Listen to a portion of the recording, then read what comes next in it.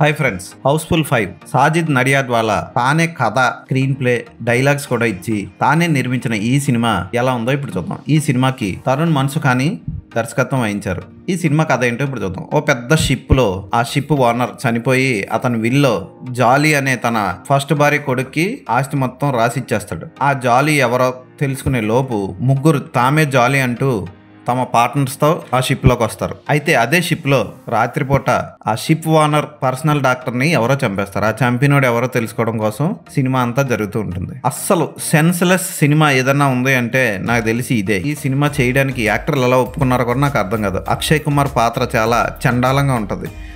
Sanjay Dutt, Jackie Shroff పాత్రలు అయితే బఫూన్ల టైప్లో అనిపిస్తుంది. ఇక చాలా గొప్ప నటుడు, చాలా మంచి పాత్రలు అయితే తప్ప చేయను అనే నానా పటేకర్ ఈ సినిమాలో పెద్ద సెక్యూరిటీ హెడ్గా ఫారెన్లో తిరుగుతూ లుంగీలు, తలపాగాలు వేసుకొని, బుడబుక్కలో టైప్ గెటప్లు వేసుకొని ఇన్వెస్టిగేషన్ చేస్తాను అంటూ షిప్లోకి వస్తాడు. అసలు ఇలాంటి పాత్రలు ఎలా క్రియేట్ చేస్తారో కూడా అర్థం కాదు. ఇక చుంకే పాండే, రితేష్ దేశ్ముఖ్, జానీ లివర్, శ్రేయస్ తల్పడే వీళ్ళందరూ అసలు ఆ పాత్రలు ఎలా ఒప్పుకున్నారో కూడా అర్థం కాదు. ఇక ఈ సినిమా స్టార్టింగ్లో పచ్చి బూత్ కామెడీ ఉంటుంది. సౌందర్య శర్మ అసిస్టెంట్గా, లాయర్గా చిన్న పాత్ర పోషించింది. ఆమె వంగున్నప్పుడు, కూర్చున్నప్పుడు, కాళ్ళు అటు ఇటు జరుపుతున్నప్పుడు వేరే పాత్రలో భూతద్దం ఉంటే బాగుంది కదా అంటూ ఉంటాయి. కాగితంతో చేసిన గొట్టాలతో తొంగి తొంగి చూస్తూ ఉంటాయి. ఇవన్నీ చాలా చీప్గా ఉంటాయి. ఇక సోనం బజ్వా, జాక్లిన్ ఫెర్నాండెజ్, నర్గిస్ ఫక్రీ ఈ ముగ్గురు హీరోయిన్లు కూడా క్లీవేజ్ షోకి తప్ప దేనికి పనికిరారు. ఈ సినిమాలో పరమ చెత్త సినిమా ఇది. 10 నిమిషాలు మనల్ని హీరోయిన్లు ఎక్స్పోజింగ్ కూర్చోబెట్టినా ఇంకా తర్వాత నుంచి అది కూడా ఉండదు. రాడ్ కథ, వెటకారంగా సాగే కథ, క్లైమాక్స్లో మళ్ళీ బాబీ డియోల్కి చిన్న పాత్ర. ఇవన్నీ చూస్తుంటే మనం ఎందుకు ఈ సినిమాకి వచ్చామన్న ఫీలింగ్ కలుగుతుంది. ఈ సినిమాకి 2 క్లైమాక్స్లు, ఆ 2 క్లైమాక్స్లో చాలా వెరైటీ ఉంది అనుకుంటాం. ఏమీ లేవు, 2 ఇంచుమించు ఒకేలా ఉంటాయి.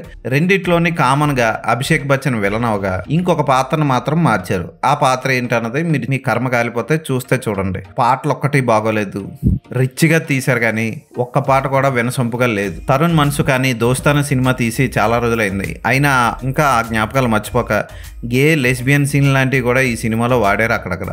అభిషేక్ బచ్చన్ ఇప్పుడిప్పుడే కెరీర్లో మంచి పాత్రలు ఎంచుకుంటున్నాడంటే ఇలాంటి చెత్త సినిమాలు చేసి ఉన్నది కూడా పోగొట్టుకునేలా ఉన్నాడు. అక్షయ్ కుమార్ కేవలం డబ్బు కోసం నటించినట్లు ఈ సినిమా చూస్తే అర్థమైపోతుంది. ఒక వరస్ట్ సినిమా చూసిన ఫీలింగ్ కలుగుతుంది మనకి. ఈ సినిమా ప్రింట్ 2 పార్ట్లు, పార్ట్ ఏ, పార్ట్ బి మంచి ప్రింట్లు నెట్లో రిలీజ్ అయిపోయాయి. లేకపోతే థియేటర్లో చూసిన వాళ్ళందరికీ పెద్ద డబ్బులు బొక్క ఈ సినిమా. ఈ సినిమాకి నేను ఇచ్చే రేటింగ్ 0.5/5.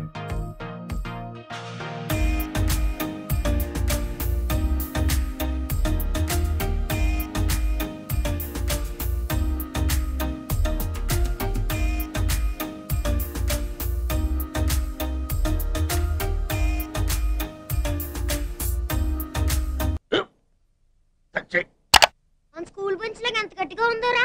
కొట్రా, కొట్టు, పర్లేదు, కొట్టు. బాబాయ్ ఏంటి నువ్వు కొడతావా? కమా బిట్ మీ యార్. వద్దు బాబాయ్. వాడిని నేను కొట్టడం లేదమ్మా, వాడినే నన్ను కొట్టమంటున్నాను. నువ్వేం కంగారు పడక్కర్లేదు. అడుగుతావేంటి?